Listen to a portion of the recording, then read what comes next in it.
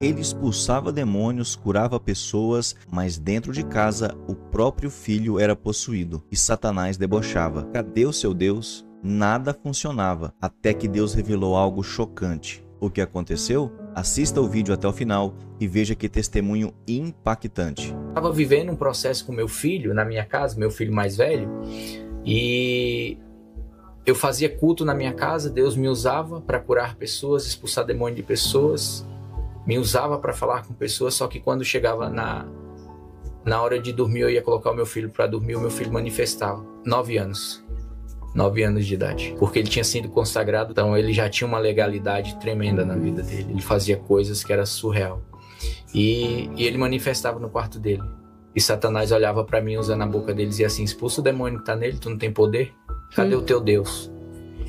E ria e debochava, e eu olhava assim e dizia assim: eu vou orar por você, meu. Eu orava, ele acalmava, mas não manifestava nem nada, não. Era Deus que dizia assim: sai, Satanás, deixa a criança dormir.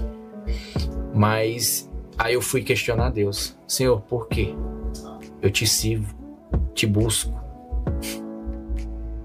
O Senhor me usa para curar pessoas, expulsar demônio de pessoas, e o meu filho.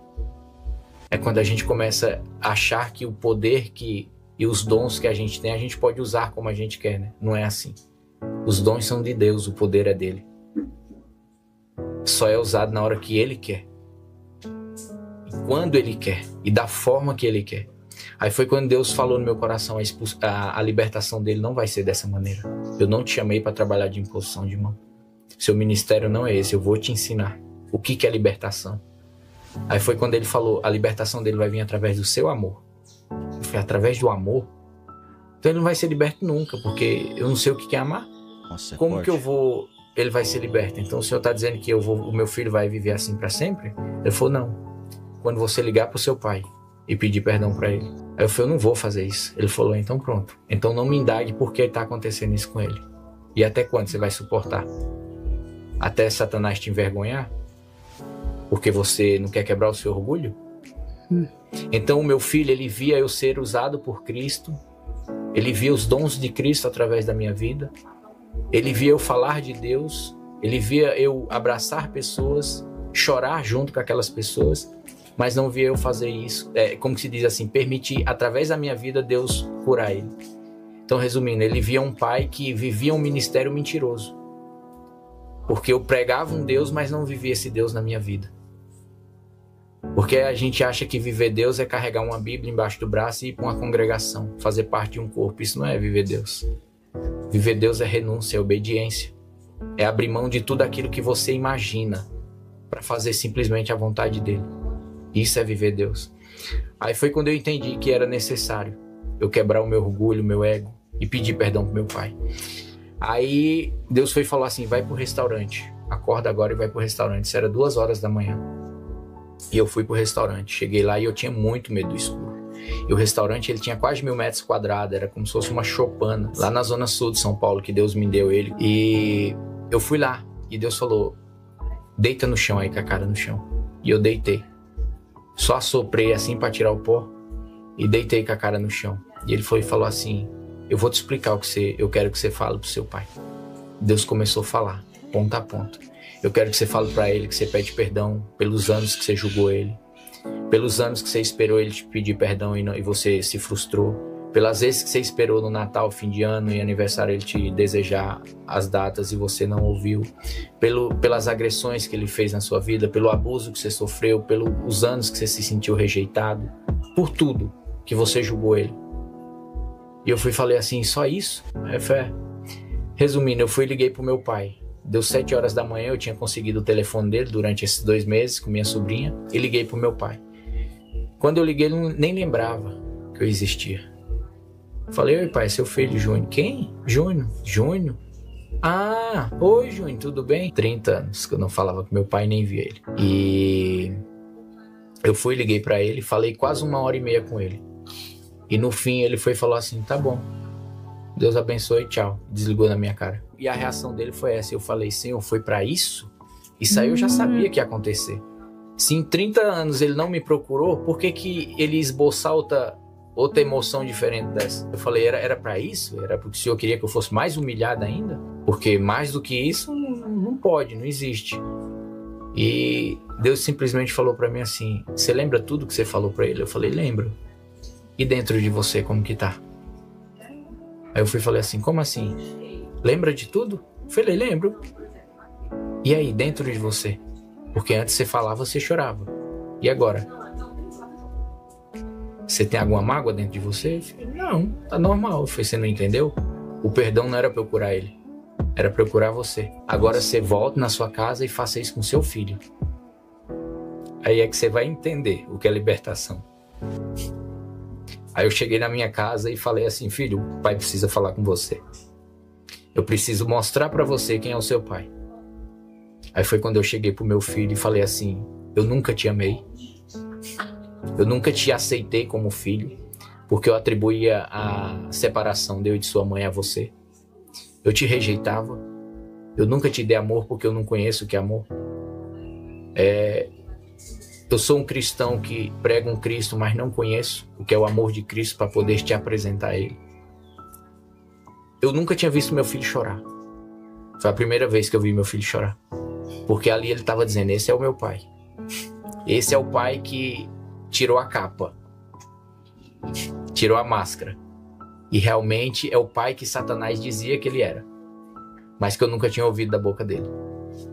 Aí foi quando eu abracei o meu filho, ele começou a chorar. Chorou. Aí foi quando ele falou, pai, eu te perdoo. E quero te pedir perdão. Dali pra frente o meu filho aceitou a Jesus. Com 3 meses que ele aceitou a Jesus, ele chegou pra mim e falou, pai, eu quero descer as águas. E quando eu vi meu filho se batizando, descendo as águas, pra mim foi a maior vitória do mundo. Porque eu orei pela vida dele 5 anos, vendo ele manifestar dentro de um quarto. E quando eu vi Deus concluir ali o que Deus tinha me prometido, que Deus ia libertar, curar ele e salvar ele, eu olhei assim e falei, Senhor,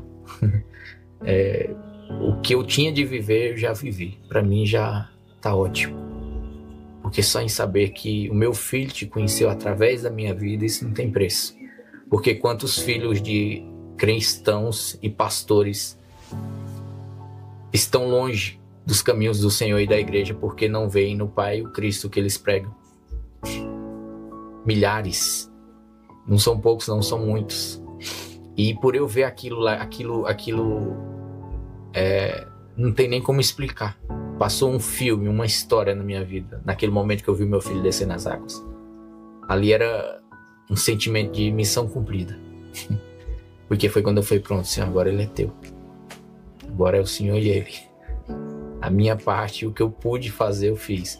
E ali foi onde Deus começou a me ensinar sobre cura interior e libertação.